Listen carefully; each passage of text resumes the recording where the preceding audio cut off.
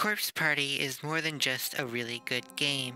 It's also a very important game. The original Corpse Party was a landmark title for its use of the RPG Maker engine, being that it mostly didn't actually include RPG mechanics, instead being an exploration puzzle game with a horror narrative. It not only popularized and codified the concept, but it repopularized it again later with its reboot remake. It could be argued as not just one of the three most influential works of RPG-inspired pixel horror alongside Mother 2 and Yume Nikki, but also an epitomic work, presenting its own unique style of B-movie J-horror. It directly inspired dozens of fan games, numerous original RPG Maker horror games, and probably indirectly inspired a lot of big indie horror games in general. It also has an impressive media list of official content, having numerous reprints of the original game, a few sequels, about a dozen adaptations, countless spin-off materials, and even a real-life cafe. But there's not a lot of analysis dedicated to the first game. Why people liked it, the dynamics of its design, what about it inspired so many others. Well, I've thought about this game for about a decade now, so I want to shoot my own shot at it. Before I go into detail though, I first have to clear up a huge point of confusion for anyone who isn't as absorbed into the series as I am. The complicated history of the first game and its re-releases. So, from the beginning, Corpse Party was a 1996 survival horror adventure game directed, produced, designed, written, and illustrated by Makoto Kedwin, with music and sounds composed by Mao Hamamoto and backgrounds designed by Toyotaka Kaeda, a trio who dubbed themselves Team GrisGris. It was made for the NEC PC 9801 using the original version of RPG Maker for an amateur developer competition. Kedwin only won second place. He also won 5 million yen, so second place was still pretty good. However, Kedwin and his team didn't want their baby to be a forgotten Game Jam runner-up. They tried making a sequel. It got cancelled. A decade later, they would begin work on Corpse Party NewChapter, a reboot of the original Corpse Party that would be released episodically for mobile phones from 2006 to 2007. The original team was joined by programmer Kosaku Ogawa, artist and designer Sakia Kamishiro, and quality assurant Makoto Nagariyama. It was also cancelled after its fourth chapter, and now it's lost media. Next year they tried again, working on a PC remake of NewChapter titled Corpse Party Blood Covered. I'll just call it Blood Covered for clarity's sake. It would also release episodically from 2008 to 2011, this time with better graphics, larger maps, some voice acting, and more content than NewChapter. However, this version of the game wouldn't see a worldwide release until 2016. International audiences probably know the series best for Repeated Fear. You see, before the 5th chapter of Blood Covered had released on PC, Mages Incorporated struck a deal with Team GrisGris to port the game to the PlayStation Portable in full, with different character art and different voice actors. This 2010 port would be called Corpse Party Blood Covered Repeated Fear. I'll call it Repeated Fear for clarity's sake. Repeated Fear had Takia Nishimura as a director, Yasuhiko Nomura as producer and designer, Akira Koizumi and Tomohiro Kamai of Cozy Works as programmers, Nino Motonino as artist, and Takia Nishimura and Makoto Nagariyama as new writers, presumably for some of the new extra chapters that were added. Kosaku Ogawa stepped up into the role of director, designer, and writer, making him perhaps the second most involved person in this franchise, next to Makoto Kedwin. Repeated Fear would be localized and published in the USA and Europe by Marvelous and Xseed Games, under just the name Corpse Party. This is probably the version that you, the viewer, know about, because it was the most popular version, and also the first to release internationally. This version did something few pixel horror titles managed to do and broke into gaming mainstream, which is to say, even PewDiePie played it. How's it going, Brett? My name's PewDiePie. Welcome to Corpse Party. What a fucking Without going into too much detail, Blood Covered Repeated Fear is the definitive Corpse Party experience. It does what the original Corpse Party does, but better. I still wish the original Corpse Party were around and playable for preservation's sake. Maybe in the next release they can add an option in the menu to play an emulated version of it, but preferably one that only unlocks after you beat the main story. Because that's how it should be played after Blood Covered and only for the curious. I usually recommend you play any series in release order, including for remakes and the originals. However, I consider Blood Covered a far better experience, and while it adds or changes a lot of other story elements, it still takes so much from the original Corpse Party to the point playing the original first would dampen the narrative of Blood Covered. Hence why most of this video will focus on Blood Covered, Repeated Fear, and their re-releases. Speaking of which, Repeated Fear got a direct port to iOS in 2012. It was pretty bad, messing up elements of the UI and having some new bugs. Some of them were patched. Also inherent to the format, your thumbs cover the screen. I will not stop talking about this version forever. Repeated Fear later got a rebuilt port for the Nintendo 3DS in 2015. This may seem very amusing, but it was serious business, even getting a back-to-school special edition that included little toys. A number of songs in the soundtrack were redone by Hamamoto, and it even received new content in the form of 4 extra chapters, written by Kedwin and with more new character portraits by Nino. For clarity's sake, I'll call this version the 3DS version. Finally, in 2021, the game was recreated in Unity engine, presumably so that next time they want to port this goddamn thing again, it's a little easier, and ported to 8th generation consoles and later Steam. This version, which I'll call 2021 for clarity, features all content from previous versions of Repeated Fear, more options, a different UI, voice acting in some sections that wasn't previously present, and 2 new extra chapters. This version additionally credits Kazuhiko Onoe of Mechanic Arms as planner, Chikara Kobayashi and Takuji Hashiba as programmers, Miho Sawaguchi as UI designer, and a bunch of other people who I'm not sure what they did. Now, I own all the major versions of Corpse Party Blood Covered. Here you can see this picture I took of all of them at once. And of course, I bring this up not just to brag, not just to explain the absolute absurdity of all the different versions of this one game, but also to ask the question that's probably bothering you right now. Which version is the best? Well, they're all pretty much the same thing at the core, so anyone is perfectly fine. But I think there's a clear winner in terms of serving the gameplay, story, and developer intention. The 3DS version is not the best version. It's an interesting novelty, but it doesn't have much to its name, and the other versions outclass it in many ways. There is the occasional 3D for the CGs and the dual screen functionality that puts the menu on the bottom screen. Both neat features, I like looking at the art in 3D, but they don't add much to the experience. The 3D has to adjust your eyes every time or else it's just blurry, and the bright menu screen on the bottom could be just as distracting a piece of UI as it would be for any of the single screen versions. Which is to say, not that much either way, honestly, either one is fine. Maybe before 2021 this could be called the best version, but as it is now, it's just a funky little relic. Also, you can't buy it anymore, so hard to recommend. On that note, the same applies to the PSP version, Repeated Fear. Its accessibility aside, the 2021 version features all of its content alongside even more extras and more voice acting, which is one of its core appeals over Blood Covered. I also prefer the high contrast dark UI of 2021 to the simple blue UI of Repeated Fear. Both are fine, but I just like the idea of a dark color fitting a dark game than a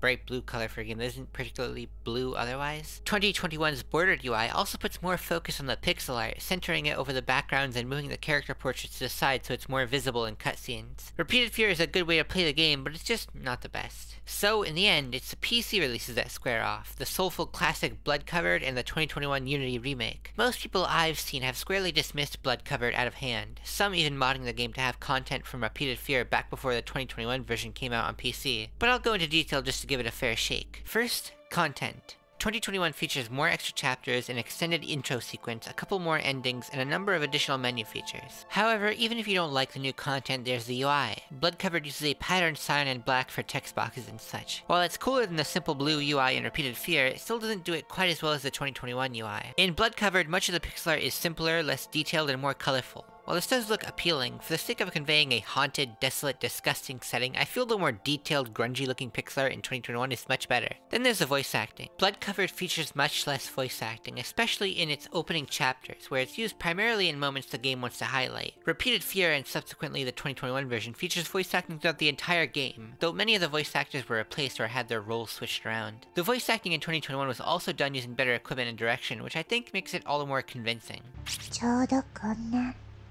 雨の降る放課後だったそうよ。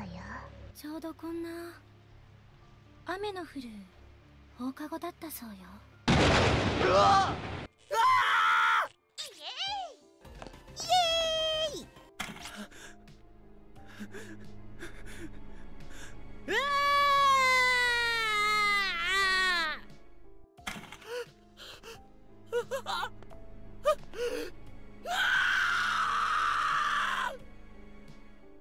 As much as weird voice acting can improve a horror experience, Corpse Party is very distinct from something like Silent Hill 2, so I don't think that applies. Oh, Eddie. The use of voice acting to highlight certain scenes was kind of neat though. However, to make up for that, Repeated Fear and 2021 also feature various CGs at pivotal moments, some even with minor animation. Blood Covered features no such images. The sprite work is often able to speak for itself, but I find that it's only amplified by the use of another medium, especially because the CGs are so carefully crafted to work alongside everything. And that brings us to perhaps the biggest difference between the two versions, the art style. I think for a horror game like this, the increased detail and more realistic proportions do a better job at seamlessly conveying visual information. The older sprites were a little too young looking, clean, and cute, I guess. It was 2008 that Moe style was really in. But that's just not really what Corpse Party is going for most of the time. I still think the new portraits have eyes and heads a little too big for my liking, but it's better than the originals. This is not to insult the art of Sakia Kamishiro, I actually think she's an amazing artist, but it's clear that she hadn't fully come into her style back in 2008. I get it. I'm sure some might raise comparisons to the iconic art of the When They Cry series of horror visual novels, which many fans prefer to the updated art. I decided to play a bit of Higurashi myself. Thankfully, the first chapter was made free back in May of 2020. Quote, "Until an effective vaccine for COVID-19 is discovered." I don't know what it means that it's still free. Regardless, from this excursion I have come to the conclusion that the UI and character design in Higurashi lend themselves more to distinct, exaggerated portraits. Also, pixel horror and visual novel horror are quite different genres. More on that in the next section. Regardless, my conclusion is that the 2021 version is the definitive version of Corpse Party. You should buy it. The 2021 version is available on multiple consoles, and although I bought this game on PC for the purpose of capturing the highest quality footage, I don't think this is the best way to play it for a first timer. Even though the versions are identical, I believe the intended way to play this game must be on a small screen. NewChapter was made for phones, Repeated Fear was made for PSP, the 3DS version for 3DS, and all the sequels released on portable and Vita too. It implies that's the point. I believe the staff have even said something to that effect. So, in that Corpse Party should be played on a small screen, in a dark room, with headphones on. I personally recommend you play it on the smallest portable version that's currently on the market, which at the time of this video is the Nintendo Switch in handheld mode. To future-proof this video, I will suggest playing it on whatever Nintendo handheld or version of the Valve Steam Deck that it's been ported to now, if such things exist, or I don't know, your laptop if they don't. If you only have one console, then just get on with what you have. Also, turn off playtime paint and button information. You don't need that. I hope that long intro convinced you to play the game. Secretly, that was the point. I know spoiler warnings don't work, but like, at least watch a Let's Play or something. I think the first thing to look at when talking about Corpse Party is the setting and presentation of its world. While the characters and narrative are valuable and the mechanics of its gameplay influential, its aesthetic qualities make up the unique soul of the game. A lot of reviews I've seen say that Corpse Party has an oppressive atmosphere. It's certainly colorful language, but it's not all that descriptive. For my own analysis, I'll go into more detail than just that. The game does a lot to imprint its layout into your mind. The level design helps you remember it well, despite there being about 4 different versions of basically the same map. The simple 3 floors, each with a distinct shape and landmarks to go with them. You get new places to visit each chapter too, so you have variety every time you feel you're getting used to this place. And there's, you know, everything else about the place. Tenjin Elementary School is absolutely falling apart. Windows and light fixtures leave broken glass on the floor, the walls are peeling and full of cracks. There's about as much floor as there are holes in the floor. It's not the kind of rot that will happen over just a few years, even with the apparently constant earthquakes. Instead, it looks like decades of decay. The windows are impenetrable and never open, and many of the doors are completely fixed in place like they're part of the wall. Most of the time, this serves the gameplay purpose of letting the player know which closed doors need keys and which ones will never open, but it contributes to a sense that there's no way to get out. Even if you do manage to get outside, you'll find it's constantly pouring rain, and the forest surrounding the school is dense, foggy, inescapable. Despite the clarity of the visuals, clever filtering and color choice makes it clear that the entire school is blanketed in darkness. The most light you'll see, not coming from dubious sources, is from ominous candles placed around the school. The candles are also safe points, which reinforce the safety of light and consequently the relative danger of the darkness. With no food or water, eventual death is a guarantee. The stress of the situation easily makes people lose their minds and kill themselves or each other. And then there are the murderous wandering spirits that create a more pressing threat. In literal terms, it's a dark and decaying place that causes despair and death. Damn. Speaking of death, there's corpses all over the place. This game is called Corpse Party for a reason, you know. Bodies in various states of injury and decay are littered about the school, and you're encouraged to look at and interact with them, either to progress the plot, learn more about the setting, or to get collectibles. This game really relishes in gore, and this is where the strengths of pixel horror really start to shine. Pixel art is a very particular medium which lends itself surprisingly well to horror and gore. You need a real talent in abstraction to make a complicated subject readable in such a small space, but it allows you to be really direct, to show what's important so that it's recognizable and leave details to the viewer's imagination. It plays a bit on that fear of the unknown trope where the viewer's imagination of something is usually worse than what it actually is, except you're still totally showing whatever scary, gory thing you want to. I think most of this speaks for itself. Or it would, but you're watching this video after it's been put through a couple of compression algorithms. Corpse Party uses more than just pixel art though. It employs multiple mediums, including text, sound, and CGs. This lends it a great strength to convey the same idea in a bunch of different ways. If it doesn't land the first time, it's more likely to land the second. Or it can make one thing hit several different times. Perhaps the best comparison is between the pixel art and the CGs. The full screen images usually try to display details that couldn't be communicated over pixel art, like bloodshot eyes, subtle signs of death or struggle, or just detailed, horrified expressions. Even without showing injury directly, they can convey, yeah, This guy's not gonna be in a corpse party too. Many even have a real dramatic framing, using an angle that specifically doesn't show the gore or hides it up just slightly. Most of the time it's not trying to compete with the pixel art, it's not just showing the same thing in a higher resolution, it's complementing it. A few times it is basically depicting the same thing, though it frames it in a much more dramatic way, allowing the moment to hit harder. The 2008 version of Blood Cover doesn't have these CGs, so everything still functions legibly without them, but it just adds to moments instead of taking away or fighting with them. Also, I really like the character designs. Most of the human characters have realistic physical traits and everyday outfits. It works to have horror apply to people who look just like some guy you know. And then all the ghosts are disfigured or discolored in some gruesome and unique way, not just being scary on their own, but contrasting against the normal looking characters. None of these skirts are up to regulation though. The other medium that works alongside the visuals is the text. This game most certainly would not have stuck in my memory as long as it did if it weren't for its gruesome descriptions. Nowadays I know a bit more Nihongo than I did back then, and I can say, the translation's a bit liberal. It still captures the spirit and general meaning of lines, but there's quite a few choices that I myself would not make. However, for segments of narration and description, the quality of the writing still shines perfectly. You know,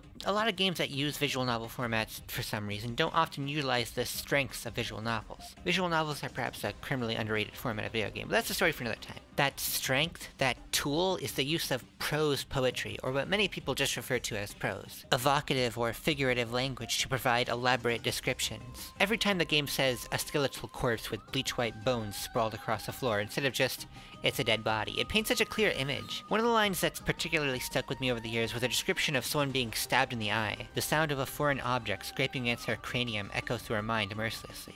Not from her eardrums, but directly to her brain.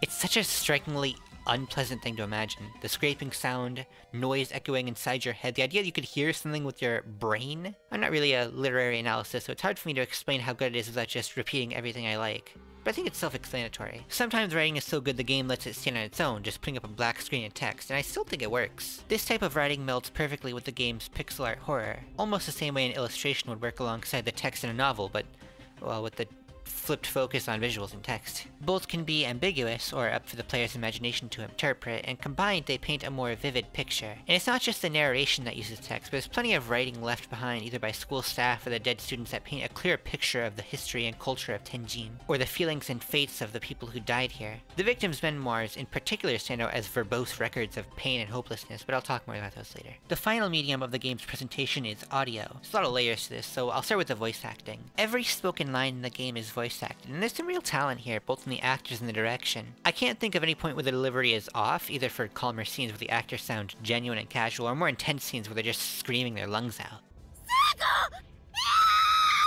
I've seen a lot of criticism for just how much screaming and grunting and crying and shitting there is, but I disagree. The game doesn't often dwell on itself, and rarely are a character's loud reactions inappropriate. It's very effective at showing the depths of despair for the characters. There's this scene in the beginning of Chapter 3 where Naomi is like really crying, like deep, ugly crying.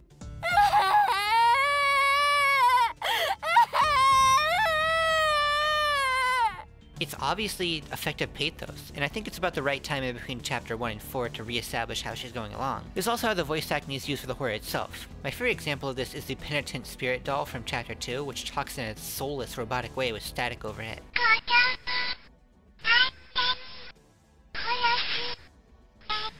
I think it's because it makes the voice feel just barely not human. It falls into the uncanny valley. Some of the voice acting has directional audio in some versions, sometimes to simulate something like a character talking on the phone or with someone in their ear, or other times to make a whispering ghost come across as creepier. Personally, whenever they pull that off, it just hits me with a wave of discomfort. I can never get used to it. And then there's the soundtrack. There's a lot of great one-off themes like Solitude of Frenzy, an out-of-tune piano theme which sounds right out of my nightmares, or Kizami's Awakening, a chase theme that uses a steady beat of bells and synths with a primary focus on a slow, heavy metal guitar. But I think the main chapter themes are where the game shines the most. The game makes heavy use of a major leitmotif which I'll call the wrong end leitmotif. It comes from the haunting little jingle that plays whenever you get a game over. The Chapter 1 main theme starts off with a synth version of the wrong end leitmotif before transitioning to a more intense synth beat. Then in the middle it pulls out violins, bells, and the piano to do the leitmotif again, this time slower and more upbeat. It's a track that's fitting for a serious situation, being very intense and steady, but it's neither particularly happy nor sad. It fits the tone of Chapter 1 being that the characters and perhaps the player haven't yet seen just how hopeless the situation is. The Chapter 2 theme uses heavy, deep violins and a low humming chorus to keep a solid ambiance, and bells scattered with drum synth for its beat.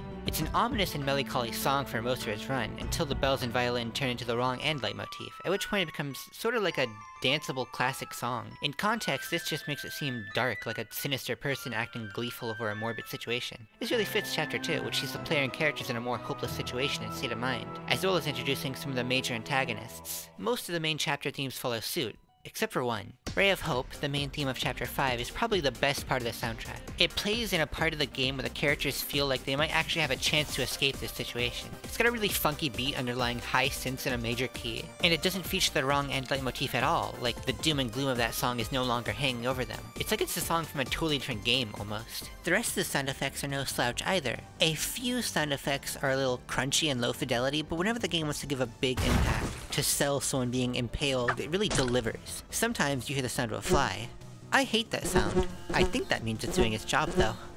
Whenever it's dealing with something wet or squishy, it just gives the most disgusting sounds you ever heard. It really sounds like someone's bleeding profusely or having their organs removed from their body somehow. It's perfect. I'm normal, by the way. The UI sound effects are also really intense. Every one of these sounds has a lot of echo, which just makes it feel weighty. The choice sounds have these deep note reverbs to really cement this is a big decision, even when sometimes it's not. And the use of sound is really good for tension as well. Just walking around can turn stressful when the music suddenly gets quiet and makes you think, oh, something's gonna happen. Running around looking at a bunch of bodies, swearing you're desensitized to the pixelated corpses suddenly jolts you to attention when one of them starts talking in your ear. Monotonous activities can suddenly be interrupted by a different sound or visuals coming out. Are these considered jump scares? Like, very clearly the game stops and plays a sound that's a little loud, I don't know, but they always get you a little bit. I just cannot overstate how important this all is for the game. A big chunk of the reason why it was able to be so scary, why it so immediately impressed its tone onto audiences, stuck in our minds, and inspired so many is because of how it presents itself in its setting.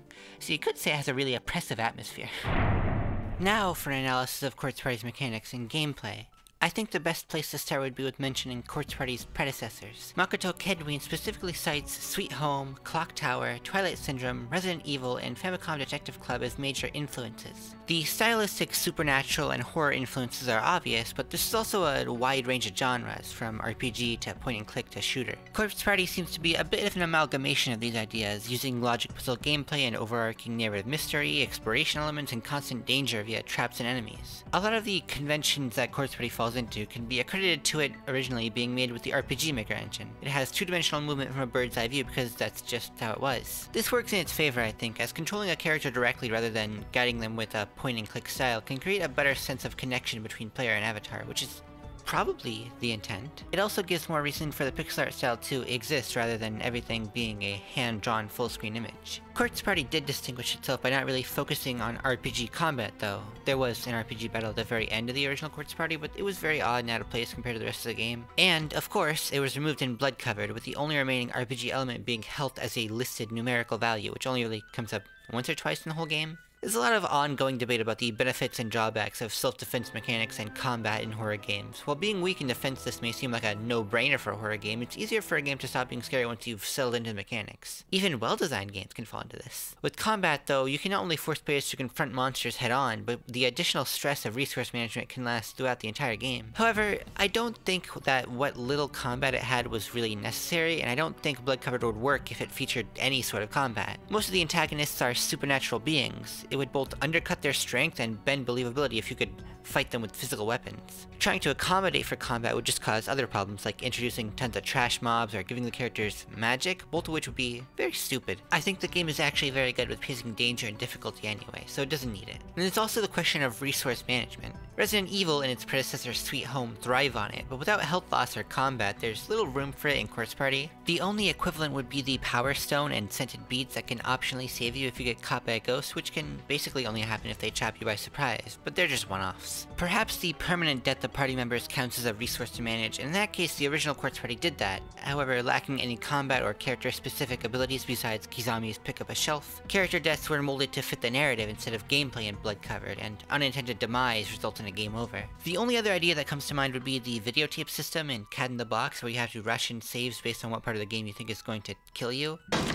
As interesting a prospect as that is though, it might not mesh well with Quartz Party's other systems, and I struggle to think of an item to replace candles that would work as nicely with the look of Quartz Party. Probably a good time to actually talk about those mechanics then. There are two main styles to Corpse Party's gameplay, exploration and puzzle solving. A lot of the game is spent in cutscenes, but that doesn't really count as gameplay. The third style, used much less often comparatively, would be reacting to danger, usually by running away or solving a puzzle. A lot of the game is spent walking around the school viewing most, if not all, available rooms, either looking for the optional content or the way forward. The game's usually good at highlighting where you have to go, but you're likely to still end up wandering aimlessly some of the time. Considering the circumstances, I don't see this as entirely a bad thing, as it fits the scenario, and ultimately the school isn't so big that examining everything will take forever. Most progression points are gated by puzzles, usually tests of memorization or logic problems, stuff like using a nail puller on a nailed down door. The vast majority of these are very grounded, but there's some more video gamey puzzles in the form of invisible mazes in the last chapter of the game. The puzzle aspect takes a grander focus in terms of the narrative, where you're trying to understand the mysteries and history of the school. But maybe that's best saved for the narrative section of this video. The game provides a lot of variety with its challenges. Sometimes you'll be chased around in different types of confined spaces. You might be punished for inputting the incorrect solution, going down a wrong path, or for not seeing important parts of the story. Sometimes a time limit is attached to a challenge, which is usually lenient enough to complete the task, but stress tests anyone who doesn't know what they're doing. It's a good way to ramp up tension, honestly. I wish they'd do it more.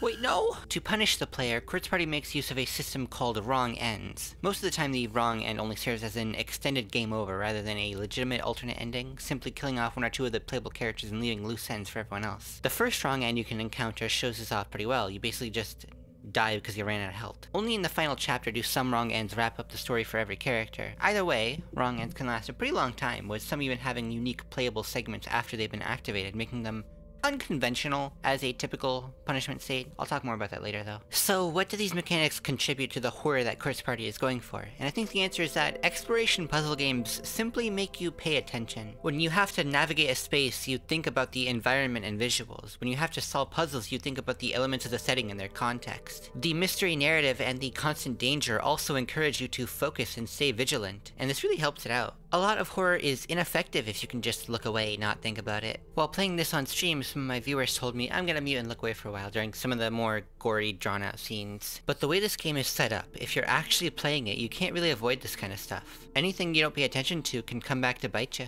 This is basically the reason why most horror games incorporate some element of exploration or puzzle solving. And if not, it's some other stressful, attention-grabbing thing like resource management or just being a difficult game in general. The more you know. Now, back onto what's a little more unique about Corpse Party, the wrong ends. The weird thing about wrong ends is that you're kinda supposed to get them. You're encouraged to get them. And I don't just mean in the sense that there's achievements for getting wrong ends, or even in the sense that some wrong ends unlock more content in the form of extra chapters. There's a lot of really good content tucked into the wrong ends of the game. Admittedly, some of the wrong ends are pretty boring or perhaps poorly designed. Chapter 1 Wrong End 1 is a punishment for not reading a newspaper you're told not to read, where its activation is disconnected from its end, meaning you can get this game over and not quite know why it happened. Sometimes the wrong end is bad because it's just plain uneventful. Chapter 3 Wrong End 4 has you lose health to green bile and then Yuka just screams.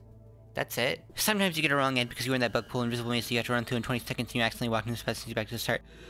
But sometimes the wrong ends give you some of the best content in the game. One of my personal favorites has to be the victim's memoirs. Scattered around the school are notes that appear sequentially, detailing a tragic story of a student trapped here in expressive, depressing detail. The opt-in nature and allure of the story makes this completely unavoidable, but still something you're likely to encounter just out of morbid curiosity. The best one of these is Chapter 2 Wrong End 4, where after reading a story about someone who ate their friend to survive and dies in vain, feeling the guilt of a horrible act and pointless sacrifice, we suddenly jump to a scene of Yoshiki having lost his mind and memory next to a partially cannibalized Ayumi. The game does a little bit of everything presentation-wise, and it brings you on an emotional journey of sadness, shock, and disgust. One that gets me with minimalist presentation is Chapter 3 Wrong End 2. In this one, Yuka gets stabbed in the eye, with the visuals being either an angry ghost girl or a black screen. But this one is painful to experience because of how descriptive it is about the pain of being stabbed in the eye. I already used it before as an example of good writing, but it's worth pointing out again because it's seriously such memorable prose. It's also good because of these sound effects, the harsh shing of the scissors and the goopy, gushy sounds that are supposed to be Yuka having her eye stabbed out. I don't know how they made those sounds in real life. It worries me. Sometimes though, there's a specific mechanical emergence that just speaks to me. For Chapter 4 Wrong End 3, Yoshiki is supposed to find an item in the pool while Ayumi stays back. Immediately after getting the key to the drain room, you hear Ayumi's voice in a splash and a timer shows up. Although the actual solution is to jump into the pool and get her out, the timing and general video game convention conditions you to want to go into the drain room, and inside the only thing you can do is drain the pool. Somewhere in your monkey brain it makes sense that no water in the pool means she can't drown. However,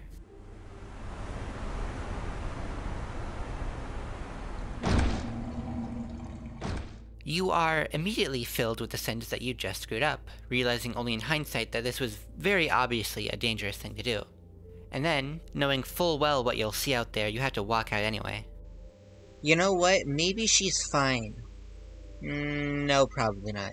But by far one of the most interesting things about Wrong Ends is that without being particularly gory, without really killing anybody, without any unique visuals or screaming or anything, the game can still deliver a scary game over sequence on narrative alone. Case in point, Chapter 5 Wrong End 6. This occurs after not collecting some key items, missing out on some scenes, and just generally not having the full story, but accidentally progressing on anyway. Once the remaining characters reunite, they try to return home. Sachiko wakes up in his bed and narrates going about a regular day, with no one else seeming to remember the events of the game, until suddenly he realizes he's experiencing the previous day. We get flashes of him trying to warn everyone about the ritual, the school, the danger, but in the end no one takes him seriously. Right before they can doom themselves again, Satoshi reluctantly joins in.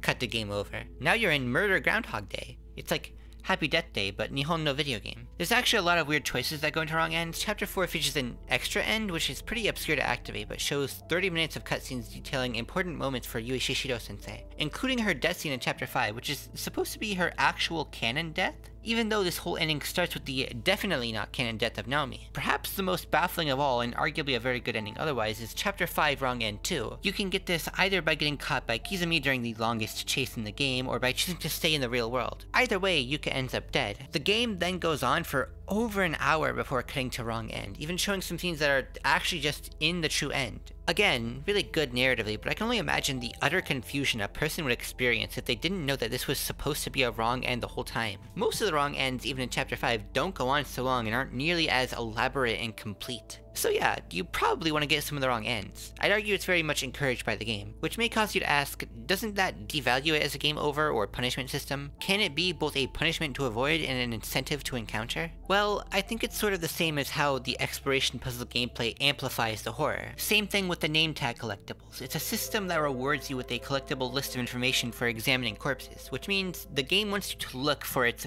gory pixel graphics, wants you to read the terrifying descriptions, maybe wants you to feel empathy for whatever narrative it crafts alongside the corpse. You're incentivized to expose yourself to the horror, the same way the gameplay mechanics make you pay attention to the horror. Wrong ends are all the same, but serve a dual purpose. You're incentivized to get some or all, which makes you expose yourself to some of the goriest, most elaborate, most tragic deaths the game can possibly offer. And, if you're invested in the game and the narrative enough to get the true end, you're incentivized to avoid them to get there. If you are super invested and want to see everything, then you want both, and maybe the game has replay value for you. Although these systems are certainly unconventional, in the end they all work together to a common goal of keeping the player engaged and attentive so delivery of horror can work. Though, admittedly, some aspects of this could be tempered by necessitating some level of genuine investment in the narrative. Let's go over all that in the next section. The third piece of the Corpse Party puzzle is, of course, the narrative. Corpse Party is considered almost a visual novel because in an average playthrough, cutscenes take up the majority of the game. That should mean it has to have strong writing and good pacing to work. I've already talked about the pros, but I also think the story of Corpse Party is pretty good. Aside from a few off moments, I would say the off moments are noticeably off, but I'll address them in time. The first part I want to focus on is the characters. I hope it's obvious why good character writing is good in general, but it especially works to have the audience care about the characters before you subject them to miserable or horrifying events. Agreed, yeah? Corpse Party actually has some really good character writing, especially in terms of making strong character moments or duo character dynamics. There are a decent few characters who I didn't consider strong on their own, but nevertheless, while replaying, I'm always interested in their interactions. There's a lot of times the character's behavior is, let's call it, unrealistic and ill-fitting, to the point I can envision the writer's 5 fingers typing these sentences. And other times the translation could be blamed for exaggerating a character, but the strengths of the text easily shine through regardless. The best place to start, I think, would be with Satoshi Mochida. Satoshi is, allegedly, the main character of the franchise. People often cite Satoshi as a boring, basic character. Hell, even 2U does that at one point. But he's actually outstanding at playing support for other characters and generally being a leader. Despite the game presenting him as a coward in the beginning, he steps up to protect and reassure Yuka and later Naomi. He's also decently smart, exercising caution and showing awareness a little more than the rest of the cast. He works really well as a leader, and I would argue his ability to hold a conversation makes him a good addition to any character dynamic. However, the real main character of this game is Naomi Nakashima. She gets focus first, gets the most focus overall, and generally undergoes the most character development of the cast. One of the first things the game tells you is that Naomi is a foil for Satoshi. This isn't seen as much in the game because in this stressful situation they're putting pretenses aside and supporting each other. The game also says that she's supposed to be a girl power tsundere type. When I first played this game, I didn't know what that meant. Basically, a tsundere is a kind of anime girl who is really mean towards one guy but secretly likes him. I think that's a heavy-handed way to express that though, since in reality, Naomi is more of a deconstruction of the tsundere archetype. Sometimes she is needlessly harsh to people she loves and is unable to express her true feelings, but it's shown to the audience as something that really bungles everything for her. She learns from experience how toxic her own behavior is, and it sort of leads to the death of her best friend. In contrast, some of her strongest moments are when she's being honest with her feelings, especially her love for Satoshi or Seiko. It's real good character progression. On that note, Seiko Shinohara is a great character. The game takes a while to drop into a fully bleak tone, mostly because she's there in Chapter 1, cheering Naomi up or doing something funny or weird. And I think she's very likable, because she is kind of funny. Butter Up My Pooper doesn't get me anymore, but if you're a teenager, that's probably the funniest thing you've ever heard. There's a lot of small moments that are subtly meant to make her more likable, such as mentioning she takes care of her family like an adult, or showing how upset she is over Mayu moving away, or how she literally physically supports Naomi through most of Chapter 1, or how she's the first one to go out and look while she leaves Naomi to rest in the infirmary. All these moments are supposed to make Seiko seem nice and reliable, but they don't come across as forced or anything. So it's really effective when they have her be the first person to die.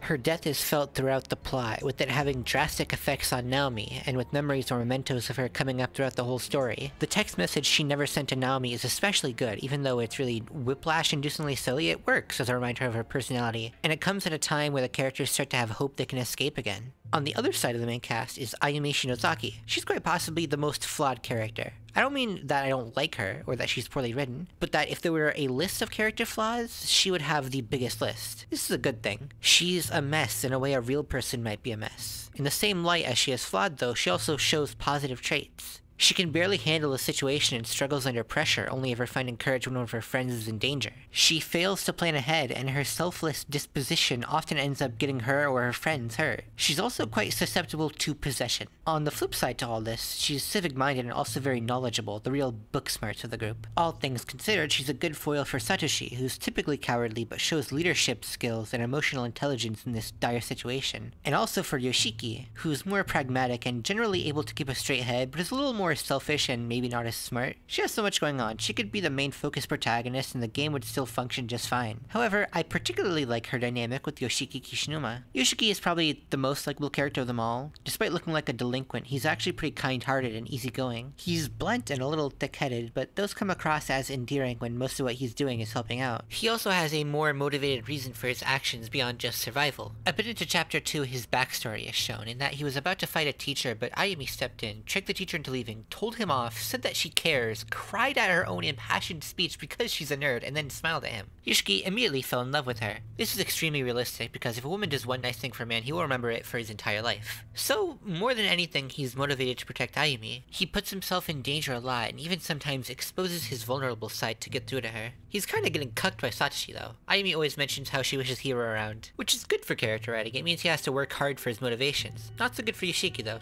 Tough luck, buddy. And there's Naho Sennoki, a technically major character who mostly comes around to deliver explanations and exposition. The transparency of her purpose sort of hampers her likability and believability as a character. I think the game does a decent job rectifying this in Chapter 5 by addressing her backstory and motivations and putting more of a focus on Ayumi's perspective of her. When Ayumi talks about wanting to be friends with her favorite e-celeb, that really hits because I'm also a parasocial freak. Naho is alright in that she adequately serves her purpose and still delivers as having an identity outside of that. However, not every character is as important as all of them, and after these ones we get a lot of drop-offs in relevance. For example, Yui Shishiro-sensei. She shows up in 2, maybe 3 scenes where she mostly just punctuates how good of a teacher she is and how much she cares for her students. They're well-written scenes and effective on their own, but I feel like she needed more screen time to justify scenes this emotional. I also question if she's necessary at all. You could remove Yui and the plot would be mostly the same. I can only assume that Makoto Kedwin had the coolest teachers in the world and wanted to express his love for teachers through this character. Apparently he hated principals though. On the brighter side of minor characters, we have Mayu Suzumoto and Sakutaro Morishige. Mayu is perhaps the least developed of the main characters, only appearing in about 2 scenes before she fucking dies. However, she makes up for it by facilitating some of the coolest moments in the game, and for her connection to arguably the most interesting character, Sakutaro Morishige. So, okay, in Chapter 1 there's this corpse just splattered splattered against the wall. The level design here deliberately dips to the side and changes the lighting to slow you down and make you notice, and the characters comment on it for good measure. It builds the atmosphere without feeling too particularly special. Come Chapter 2, it's not there, but every corpse has been switched around though, so you don't think much of it. You probably just pass right on by. Then, come the end of Chapter 2, Mayu is suddenly killed. The realization hits you like a truck. Not only was the wall corpse one of the main characters, she was doomed from the start. You only seen her once, sure, but that connection adds to whatever unsettling feeling was lost from mere exposure, not to mention the reactions of her friends. And then Chapter 3 rolls around. It looks like it's gearing up to play the same notes, showing Mayu's corpse after a while, but you'd never expect to suddenly find Morishige seemingly taking pictures of the corpse. This was subtly foreshadowed in the beginning of the game, where Morishige took a picture of the whole group. It was completely innocent, of course, but it revealed to the player his phone camera and the sound it makes. The conversation after this is unsettling, with Morishige acting calm, talking about how he needs to protect Mayu. No one is directly addressing the elephant in the room, and everyone is subject to the dramatic irony of the circumstances. Morishige wasn't in focus for the outro sequence like some other characters were, only shortly providing assurance to Mayu and snapping a picture, so this is basically your first impression of him. And you see that one of the main characters might be dangerous. Later on, when Yuka is all alone, she encounters Morishige again taking pictures of a fresh corpse, and despite his calm and helpful attitude, she runs away, further cementing him as a creepy guy. Come Chapter 4, you're probably thinking, now surely there's nothing more they can do with Mayu's corpse to surprise you.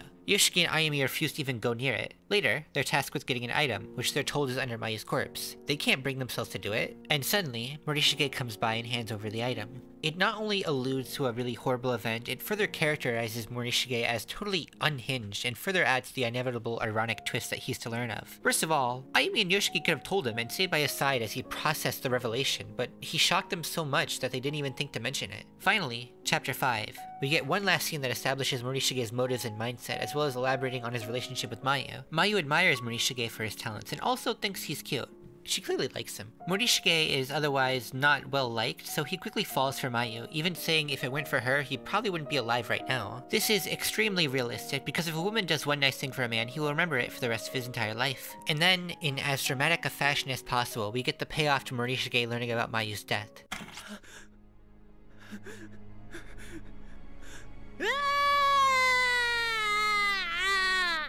The game cuts to black, and it's left ambiguous what really happened, but it can easily be surmised that he jumped from the second floor, and nothing in the game shows him after this. Man, this game's writing is really good. Thankfully, there's no more characters to talk about. Now to give a teensy little complaint before transitioning into whatever the next section is that will surely be an unrelated endeavor. Corpse Party is partially a victim of oversaturated idealism, which undercuts the very anti-idealist horror situation. To its credit, this is an industry-wide problem and not something that affected my enjoyment back when I originally played it. However, as an adult who has overanalyzed every little detail of this game, I do think it's a little funny that every character is perfectly clean and fit with beautiful voices and all the girls wear super short skirts. Now, to its credit, this contrast is sort of the point, with Kedwin saying in interviews that Corpse Party was inspired by Doraemon because he liked cute designs with a horrific story. And in that regard, I think it does a lot right, but some of the particular choices presented with such frequency personally remind me of the world's artificiality. That's ultimately a nitpick, but there's an extension which I consider a much bigger tone problem, which is the sexualization. Now don't get me wrong, I'm not a prude, nor do I misunderstand the literary potential there. Sexualization can be used to great effect even in horror or tragedy, to contrast against or exacerbate the morbid or traumatic, and maybe even something normal. I would even defend some of the lewd comments and acts that come from Seiko, as that adds to her characterization and gives intentional humor from contrast. However, a lot of it is just stupid. Random low angles for panty shots and scenes that are supposed to be intense and scary are stupid. It clashes with the tone the scene is going for and doesn't add anything to the narrative. This also takes me out of it because it makes me think that this was just intended to be fan service, which makes it feel all the more artificial. I've heard this game described as not very classy, and while I think its willingness to get graphic is often to its benefit, I can't say that all the ways it does so work. This being one of them. Perhaps additionally to its detriment is that the characters are teenagers. It's kind of weird. They're not real, of course, so it's not like anyone was harmed or any staff member or consumer is morally evil because of this. And it's why I'm legally fine showing this and also calling Kizami a hunk in 3 minutes. But that's the thing. By recognizing they're not real, you're removing yourself from the fiction. This is a game that otherwise seems to want you to be invested in it. Look how it frames violence and gore. The game wants the player to be afraid of getting killed. It wants you to feel the same way about Seiko dying as you would if your real bestie was dying. But it demands an entirely different framework when it pulls this stuff up. Now I'm gonna cut myself off before I tangent on about every point and exception of this and just say the sexualization doesn't make the game better. On an unrelated note, Yuka Mochida is also a character. Now, I understand the point of Yuka in a utilitarian sense. I'm not an evolutionary biologist, but I'm pretty sure it's natural human instinct to want to protect children. So having a little girl be one of the main characters is an easy path to evoke sympathy. And certainly, some of the shining moments of Satoshi's heroism and Kizami's villainy come in their interactions with Yuka. However, Yuka is a simple, static character with a handful of abrasive traits, which makes her difficult to like. She also doesn't contribute much to the main five, mostly only ever interacting with Satoshi and not providing some essential narrative service the way the other characters do, nor does she ever really move the plot along. I can't say she flat out ruins the game or anything, because she represents but a fraction of the experience. My first time with the game dwelled on her flaws so little, I thought nothing of her at the time, but also she sucks and I hate her. Characterization aside, she's also the subject of an unknown staff member's unusual fixation for women having bathroom-related troubles. I didn't notice this when I first played the game, so maybe you could argue it's too subtle to complain about. But after numerous instances of not insignificant portions of these games featuring women needing to piss or shit, or otherwise deal with a piss-shit situation, I think it's obvious. This would be weird on any character, but it's especially weird on Yuka in my opinion. She looks like 8 years old. Most of Chapter 3 is dedicated to Yuka needing to use the bathroom. It's an unfortunate downgrade from the plot of Chapter 2, which was much more focused on character drama and solving the mystery of Tenjin Elementary School. Also, I don't like the incest stuff. I'm glad it's only in the fake ending at least, but I wish it were in none of the endings. Speaking of incest, Yuya Kizami is the last of the major characters to talk about. Kizami is presented as this gallant hunk who assists Yuka in Chapter 3, but by the end it's revealed he's a psychotic serial killer. At first it seems like they're going for the dramatic irony angle, but the next time we see him in Chapter 5, Yuka figures out he's evil within 5 minutes. Bit of wasted potential here. I think it would have been useful to have him serve as a threat to more than just Yuka, because the concept of a secret serial killer in a setting where communication is difficult can work in a lot of contexts. Hell, even while revealing his secrets, a confrontation between Kizami and Satoshi honestly would have been cool. Maybe even have him be the one who kills Yui, or have Yui out him or protect someone so they both have bigger roles. Unfortunately, Yuka is the only person alive who knows Kizami ever existed. Not that great a use of the character, honestly. But enough about the characters, let's talk about the other most important part of the narrative, the mystery. An ever-present question posed by the game is, what exactly is going on at Tenjin? Why are the characters here? What is the nature of this place? What happened here exactly? And so on. It's often said that what makes horror good is uncertainty, mystery, focus on the unknown. And you know, even if that wasn't the case, I think mystery stories are, like, cool. Over the course of the game, the characters slowly unravel more and more of the mystery surrounding Tenjin Elementary School. In my opinion, the game reveals the premise of the dimensional nexus that the characters are in multiple versions of the same school with non-linear connections through time a little too early on. It's like the third goddamn conversation they have in this place. I think making us, or at least most of the characters, uncertain about the situation until around Chapter 3 would have been more effective. However, even without that, there's still a lot of mystery they unravel every chapter. Chapter 1 goes over the basics, then Chapter 2 introduces the child spirits and their murderer, Yoshikazu Nagihori, as well as saying the method to escape should be through appeasing the spirits. Chapter 3 introduces the second wing of the school, says a little bit about the history of the school and the child spirits, and talks about Kibiki and Naho's investigation. There's a good amount to go on to build on the information you have each chapter, but it never reveals so much that its greatest twists are preemptively spoiled, such as the biggest twist in the game in Chapter 4. After a lot of ambiguity about the situation and appeasing some of the child spirits, the characters learned firsthand that the killer wasn't Yoshikazu. It was actually Sachiko Shinozaki, the alleged surviving victim. It's a huge recontextualization presented in the most dramatic way possible. This little girl is actually a mass murderer. Maybe this is understandable if you're a fan of J-horror, little ghost girls that kill a bunch of people are somewhat common, but I've never seen anyone get close to predicting this. The whole narrative is an intentional lie, all set up by her. Just like when I lied about this image. Corpse Party also has a number of extra chapters, which are basically a bunch of short stories that all usually have a much lighter tone than the main game. One of them is a guy being stabbed to death, and even that gives him such a defiant and hopeful air. They unlock after getting certain endings. Some of these connections make sense as they involve information only learnable at a certain point in the game, such as Chapter 3's true end unlocking a meeting of Morishige and Kizami. Some of them have a more tenuous connection, like the extra end in Chapter 4 unlocking a chapter about Ayumi and her sister. The original Blood Cupboard featured 4 extra chapters, one of which was taken out of later releases only to be adapted into a chapter in Book of Shadows. This isn't a big deal because it's still playable in some capacity, but I think an ultimate version of this game should re-include that. Repeated Fear added 7 more extra chapters, and then the 3DS version added 4 more, and then the 2021 ports added 2 more, making a total of 16. The Omake was moved to one of the extra chapters. That's better than its awkward placement in the middle of the intro before, but I'd prefer it just be on the main menu, since it doesn't fit with anything else and should probably be revisited frequently while playing the game. Extra chapters 5, 6, 7, 8, 9, 10, 12, and 15 unlock either through Chapter 5 endings or from each other. Extra chapters 3, 4, 13, and 14 unlock from Chapter 4 endings or from each other.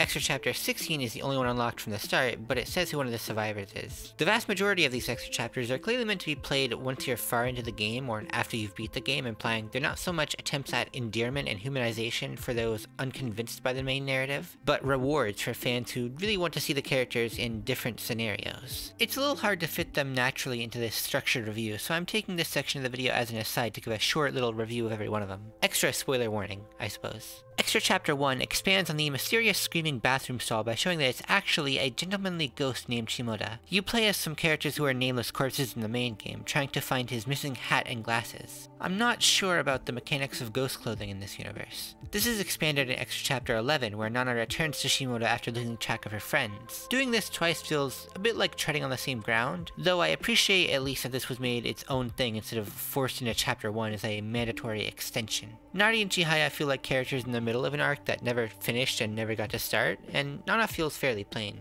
I guess that gives them a realistic feel for this being the period of time we get to see them, but it's hard to feel attached, especially knowing where they'll go. He's a reference to Hanako-san, an urban legend about a World War era ghost girl who haunts toilets. He's just that, but like an adult man. He pays a bit of homage to Corpse Party's vague cultural inspirations and also makes for an interesting character. Extra Chapter 2, Meeting of the Minds, as mentioned before, is a meeting of Morishige and Kizami during the events of Chapter 3. I will say that the order of events here is confusingly ambiguous, as obviously Yuka was not present when the two met, but when Yuka and Kizami met, Kizami was walking in the opposite direction, implying that after bumping into Morishige and saying they could get along, he turned 180 degrees around and bumped into Yuka? Regardless, I get why they wanted to make this. It makes sense to point out the parallels between the two. I'm also glad they didn't milk interactions between these two any further. Extra Chapter 3, Shinozaki, is about Hinoe Shinozaki reassuring her sister Ayumi about her career choice of being an illustrator, while also talking about her writing influence and recommending the work of Nahosai Noki. You know, this is really filler fluff, but as an artist myself,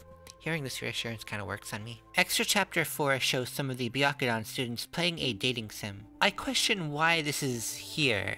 These are all minor characters or literal corpses in the main game, and none of them interact. There's another extra chapter where the dating sim is brought up, but that didn't exist back when this was created, which is even more ironic because the game this is referencing didn't exist when this game takes place. It's inoffensive, sure, but kinda pointless. Extra Chapter 5 and Extra Chapter 6 both put a spotlight on Ayumi. First, Ayumi talks to Yui about her high school relationship. It's very funny that Yui is a kissless virgin. Also a little funny that she openly ships Ayumi and Yoshiki. Next, Ayumi is too busy to join everyone for the haunted house thing. Yoshiki offers to help, but she refuses, noting that she doesn't like it when people try to do things for her. I like the characterization Ayumi and Yoshiki get through this, however, it seems a little out of character for Sachiko to be so into the haunted house idea. I assume he's just trying to hit. Extra Chapter 7 features Kibiki going to Nahu's home before he performs the Shiawase no Sachiko ritual. This is very forgettable. Extra Chapter 8 depicts Yoshikazu after having kidnapped Tokiko, who is incorrectly labeled as Yuki for some reason, being comforted by Sachiko. This is kinda weird.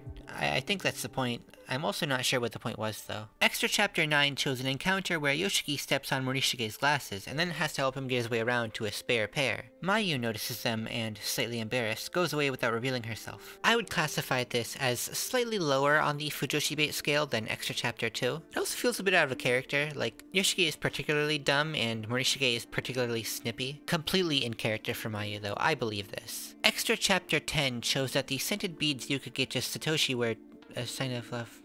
It's the worst one. I fucking hate this character. Extra Preview Tooth depicts the story of Toko Kirisaki, Tomohiro Okawa, Kizami, and their classmates as they arrive in Tenjin. Yeah, this is just in the original version of Blood Covered. Kizami seems to abruptly descend into a murderous craze, kicking Okawa's best friend, whose name I don't remember, down a flight of stairs. Toko loses her mind after Kizami attacks her, punching her so hard she loses a tooth. It is surprisingly short for what it is, and employs a health system throughout where you can trigger traps. This makes it a little annoying to navigate, which I think is a downside to a game focused on exploration. The story is pretty neat, I suppose, and it's a good backstory for Toko. Its inclusion here would justify the extra chapters that put focus on Okawa, however, since it was taken out, you'd have to play a whole other game to get that. I thought it was really creepy when Kizumi ate Toko's suit, so I think that's effective. However, then I was left with the thought that he probably shouldn't be able to break a tooth with his own teeth. Extra Chapter 12 depicts the misadventures of Shogo Taguchi, showing him adjacent to some events in Chapter 1, and receiving help from Naho and Kibiki. It's cute that they care about him, I guess. This wasn't really necessary, and Taguchi doesn't strike as having a particularly strong personality aside from having a camera obsession and being a little dumb. Extra Chapter 13, Fireflies of Everlasting Darkness, attempts to explain how Yoshiki escaped from Yoshikazu in between Chapter 2 and Chapter 4. So, basically, Okawa showed up and got him out, and then he went away from Okawa and got hit on the head again and forgot everything. This was entirely pointless. I suppose it does add to Okawa's characterization, seeing how he deals with the death of... Yeah, I gotta be honest, I still don't remember his name. It's certainly something. Extra Chapter 14 then follows up on the attitude Yoshiki taught Okawa by showing Okawa's death at the hands of Kizumi. This is the death with a defiant and hopeful air I was talking about. It's kinda...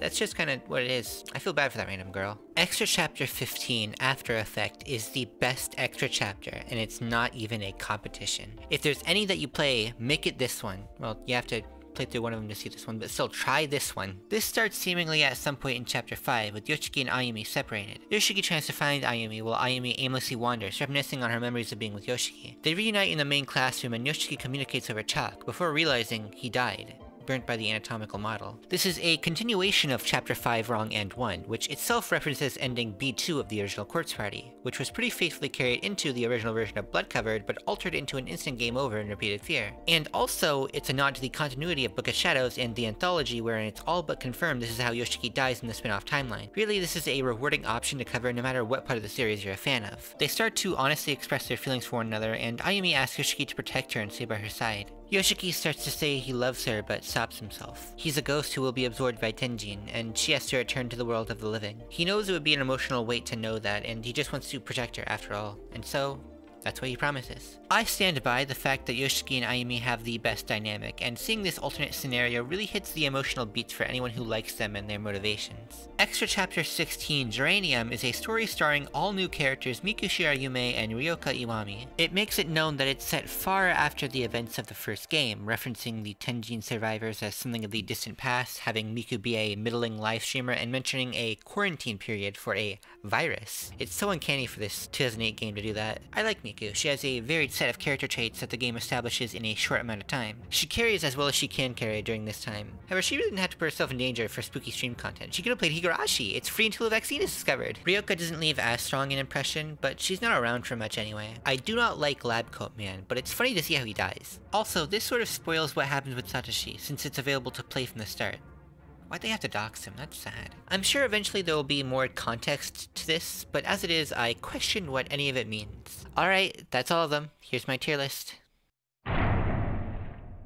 So, I'm gonna give another spoiler warning here, because I've avoided talking about almost anything from Chapter 5 until this part of the video. There's still untapped content in this game for you to see if you want, and this is probably the best section to save for after the game, because this is going to be an analysis of the themes and message of Corpse Party. To begin, I think I should first note that the narrative of Corpse Party is a tragedy in the classical sense. Horror and tragedy are heavily intertwined genres, as tragedy is based around human suffering, and, well, what is horror without suffering? On top of that, it's an especially common theme in J-horror for the main characters to just be irreparably doomed from the beginning. Even so, Corpse Party doesn't leave the player with a retrospective of mindless catastrophe. I mean, I wouldn't hate it if it did, but there's a method to the madness here. The ancient Elean philosopher Aristoteles once said that the goal of tragedy is to evoke catharsis. And I believe that Corpse Party delivers as such in its final scene, which is also a thesis statement about the core idea it's been exploring over the course of the game. From what I understand, the main theme of Corpse Party is about losing someone very important to you.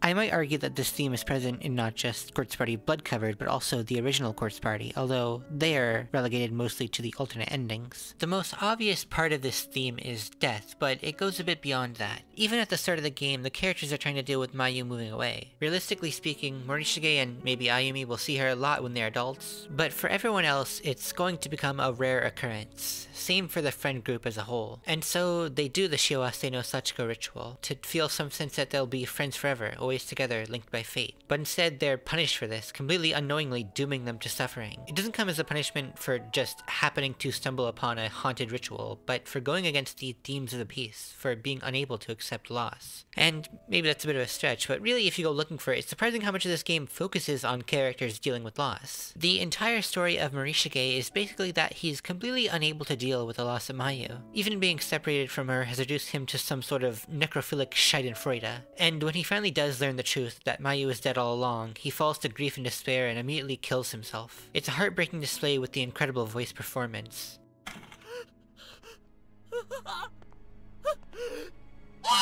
And shown intentionally right after humanizing him. Surely it's no coincidence then that Morishige suffered a fate almost identical to Principal Takamine Inagiori. Although the principal is an utterly unsympathetic character, he loses the one thing he cares about, the school and its reputation. So he ends up jumping to his death from the second wing of the school. This is the first thing you hear about in the entire game, and the principal is the ultimate catalyst and most evil villain for the game. It's not like Corpse Party of all things is uncreative about death, so there's little reason why two major characters should have the exact same cause of death in the exact same location, if not for the game trying to say something about it. Even with the recent 2021 release, the game reinforced this theme with the new content in Extra Chapter 15. There's plenty of reasons why they might have made something expanding on a wrong ending or doing something with Ayumi and Yoshiki, but they specifically chose to explore Yoshiki after death and how Ayumi deals with that. Yoshiki tries to help her move on, even when he's literally dealing with his own death and the pain of being burnt alive. I'm reminded of how all this references and builds upon ending B2 of the original Quartz Party. It brings to mind how ending rank A, basically the true ending, the best ending, is kinda boring, but how every other ending features some character dealing with loss after returning to the real world. Whether it's Satoshi hallucinating his lost sister Yuka, Yoshiki turning to alcohol and attempting suicide after losing Ayumi, or Ayumi turning to dark magic to try and revive her lost friends. It makes me think about the other characters added in Blood Covered.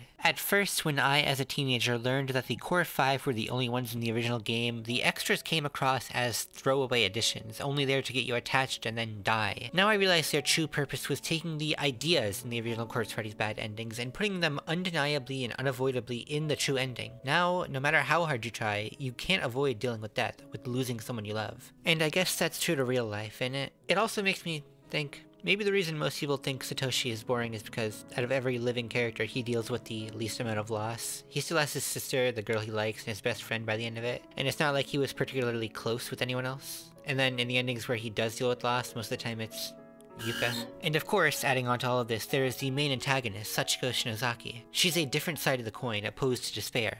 Anger, revenge, malice directed at anything and everything. I don't think that the way her backstory was rewritten and framed was mere coincidence or a mistake. She lost everything, not just her mother's life right in front of her, but her own life, because it was taken from her. She's driven by justified rage and corrupted by the corrosion of her spirit, and behind all that, she's still hurting from loss. And the way she's defeated, stopped once and for all, returning some of what was taken from her and asking her to accept everything else she lost, to break free from her suffering. I think of Sachiko as somewhat of an exaggerated cautionary tale. It's not like she has some special magical place in the universe. She just felt normal human emotions very strongly, and it led to a lot of suffering for a lot of innocent people. That she also dies perhaps complicates its applicability as a story about the loss of other people, but part of me sees that as just a method for her to express supernatural abilities. But even with Sachiko, the main antagonist, no character conveys the themes of the game as strongly as the main protagonist, Naomi. Naomi and Seiko end up trapped together in Chapter 1. Although they keep their spirits up at first, they eventually split up after Naomi lashes out at Seiko. The next time Naomi sees her, Seiko is hanging from a rope in the girl's bathroom, seconds from death. Unable to save her, Naomi spends the next half of the game regretting everything, all alone. Sachiko finally finds her only to see that she's tried to hang herself, and he just barely saves her life. They talk about everything that happened, Naomi saying she must have been possessed, but not sparing a thought that the same might be true of Seiko. There's an optional scene later where Naomi dreams of Seiko slowly dying from a wound, asking Naomi for a kiss. You're given an option. I personally believe the canon option is Naomi kissing Seiko.